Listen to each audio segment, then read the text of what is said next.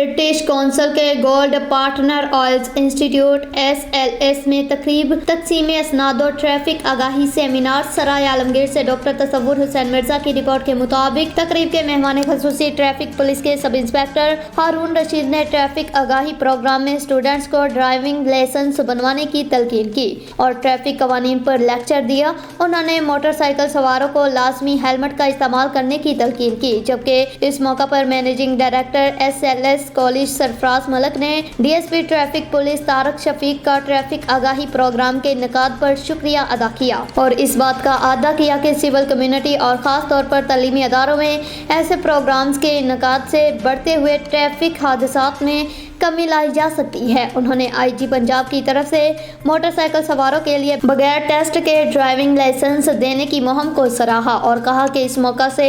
نوجوان بھرپور فائدہ اٹھائیں۔ تقریب کا باقاعدہ آغاز تلاوت قرآن پاک اور نعت سے کیا گیا۔ قومی ترانہ کے MD SLS کے خطاب کے بعد ٹریفک آگاہی پر خصوصی لیکچر ہوا۔ آخر میں SL کالج کے کامیاب ہونے والے آئلز کمپیوٹرز اسپوکن گرافک ڈیزائننگ کے اسٹوڈنٹس میں سرٹیفکیٹس کیے گئے اور MD SLS نے مہمان خصوصی سب انسپکٹر ہارون رشید یادگاری شیلڈ جبکہ شاہنواز احمد اور حبیب الرحمان کو تحائف پیش کیے۔ ایک دن کے اندر ہمارے جہلم کے اندر 27 جو ہے وہ ایکسیڈنٹ رپورٹ ہو رہے ہیں۔ تو دیکھیں اللہ تعالیٰ نے جو انسان کو تخلیق کیا ہے